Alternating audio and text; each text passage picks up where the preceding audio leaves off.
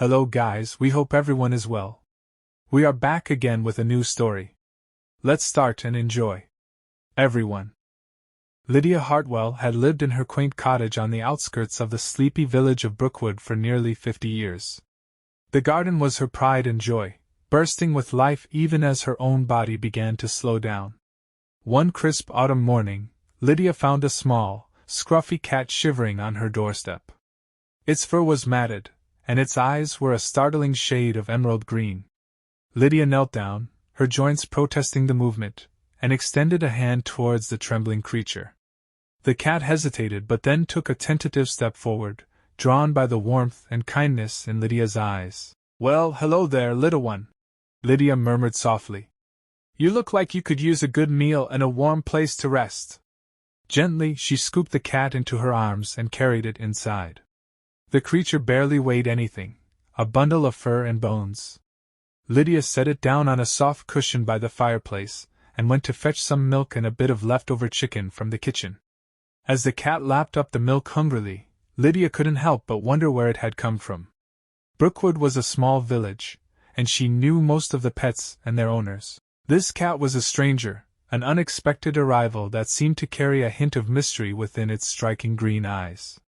"Looks like you and I have some company, old girl," Lydia said to herself, glancing at the photograph of her late husband on the mantel.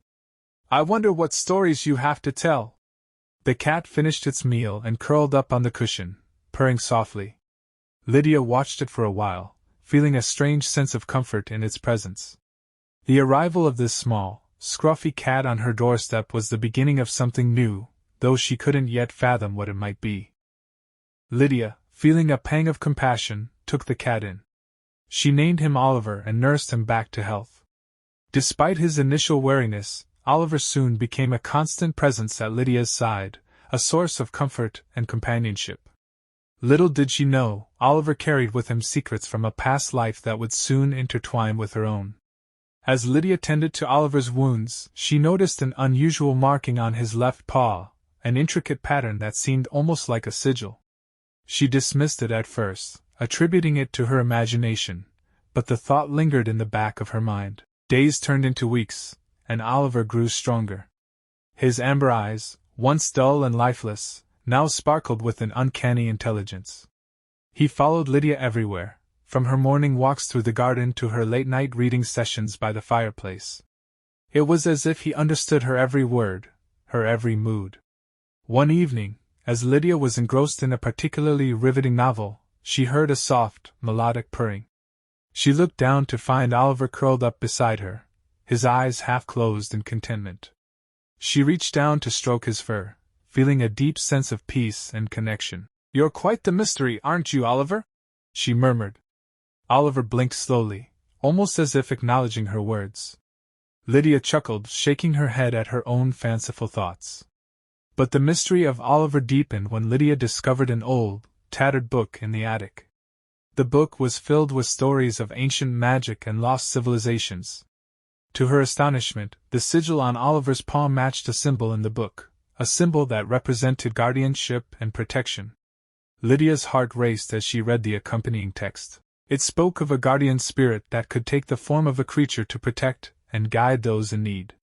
Could it be possible that Oliver was more than just a stray cat? As Lydia pondered these revelations, she felt a shift in the air, a sense of anticipation. The bond between her and Oliver was no mere coincidence. It was the beginning of a journey that would unravel secrets long buried and forge a destiny intertwined with ancient magic. With Oliver by her side, Lydia felt a newfound courage. Together, they would uncover the truths hidden in the shadows, and face whatever challenges lay ahead. Little did Lydia know, the discovery of the sigil was just the first step on a path that would change her life forever. It started with the whispers. Lydia would hear faint murmurs in the dead of night, barely audible but undeniably there. She dismissed them as the wind or her own imagination. But then, objects began to move on their own. A teacup would shift ever so slightly, or a book would fall from a shelf with no apparent cause. Lydia tried to rationalize these events. She thought perhaps the house was settling, or that she was simply tired and not seeing things clearly. However, the occurrences grew more frequent and more pronounced. She would wake up to find chairs repositioned, pictures askew, and once, her favorite vase shattered on the floor. Every night, the whispers grew louder, more distinct. They seemed to be calling her name, urging her to listen, to understand. Lydia felt a chill run down her spine each time she heard them, but she couldn't bring herself to tell anyone. Who would believe her? She feared they would think she was losing her mind. Determined to uncover the truth, Lydia decided to keep a journal of the strange happenings. She meticulously noted each incident, hoping to find a pattern or explanation. The entries became a chronicle of her growing unease. June 1 *_ heard whispers again. Sounded like Lydia, but could just be the wind. June 3 *_ teacup moved. I am certain it was on the table when I left the room. June 5 *_ book fell off the shelf right in front of me. No draft, no tremors. As the days passed, the journal filled with more mysterious entries. Lydia's once tidy script became hurried and shaky. The house, once her sanctuary, now felt like a stranger's domain, filled with unknown forces she couldn't control or comprehend. One particularly unsettling night, Lydia awoke to find herself standing in the middle of her living room. She had no memory of getting out of bed. The whispers were deafening now, swirling around her in a cacophony of indistinguishable words. She clutched her head, trying to block out the noise, but it was no use. In the midst of the chaos, a single word emerged clearly from the din. Help. Trembling, Lydia resolved to seek help. She couldn't face this alone any longer. The next morning, she reached out to her friend Claire, a historian with a penchant for the paranormal. If anyone could help her make sense of these strange occurrences, it was Claire. One evening, as Lydia was knitting by the fire, she noticed Oliver staring intently at a corner of the room. His eyes were wide, and his fur stood on end. Following his gaze, Lydia saw nothing but shadows. She felt a chill run down her spine. It was as if Oliver could see something she could not. Lydia put down her knitting and moved closer to Oliver, her heart pounding. "What is it, boy?" she whispered, her voice trembling slightly. Oliver didn't move. He remained fixated on the dark corner, a low growl emanating from his throat. The fire crackled, casting flickering light across the room and deepening the shadows in the corners. Lydia strained her eyes, trying to pierce the darkness. She saw nothing unusual, but the feeling of being watched was overwhelming. She took a deep breath and reached for the small brass lamp on the side table. Its light was warm and steady, chasing away some of the shadows as she approached the corner. Still, there was nothing there, just the familiar old furniture and the faded wallpaper. Oliver's growl grew louder, and Lydia froze, every instinct telling her to back away. She couldn't shake the feeling that something was there, just beyond the edge of her vision, something that Oliver could sense but she could not. "Calm down, Oliver," she said softly, though she barely convinced herself. She reached out a hand to soothe him, but he remained tense, eyes locked on the unseen. For a moment, she considered calling someone.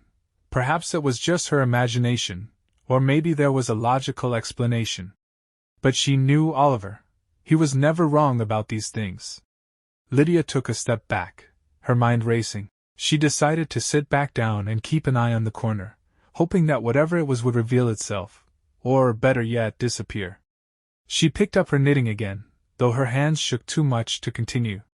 The room was silent except for the occasional pop from the fire and Oliver's growl. Lydia's thoughts whirled. What if this was the first sign of something more? In an effort to understand the strange occurrences, Lydia decided to delve into the history of her cottage. She rummaged through the attic and found an old, dusty diary. It belonged to a woman named Eleanor, who had lived in the house over a century ago. The entries spoke of a mysterious cat and unsettling events eerily similar to what Lydia was experiencing. March 3, 1874. It has been a cold winter, and the house feels lonelier than ever. Today, I found a stray cat at my doorstep. Its fur is as black as the night, and its eyes seem to hold secrets. I took it in, despite the villagers' warnings about black cats bringing bad luck. March 15, 1874. Strange dreams have plagued my nights since the cat arrived. I see shadows moving in the corners of my vision, and sometimes I hear whispers that are not there. The cat, whom I have named Midnight, watches me intently. I cannot shake the feeling that it knows more than it lets on. April 5, 1874. Midnight disappeared for a whole day, and when it returned, the house felt different. Objects were out of place, and an eerie silence hung in the air. I tried to tell myself it was my imagination, but I cannot ignore the chill that has settled in my bones. April 21, 1874. I found a hidden compartment under the floorboards in the study. Inside, there were old letters and trinkets that seemed to belong to the previous owners of the house. One letter mentioned a curse tied to the land and the house. The cat is somehow connected to all of this. I must find out more. Lydia's heart raced as she read the entries. The parallels between Eleanor's experiences and her own were too strong to ignore. The mysterious cat that Lydia had recently encountered seemed to be the same one Eleanor had written about. Determined to uncover the truth, Lydia decided to follow in Eleanor's footsteps and explore the hidden compartment in the study. She descended from the attic with the diary in hand, feeling a mix of fear and curiosity. The study, with its old wooden floors and dusty shelves, awaited her. As she pried open the floorboards, she hoped that whatever she found would provide answers, and not more questions.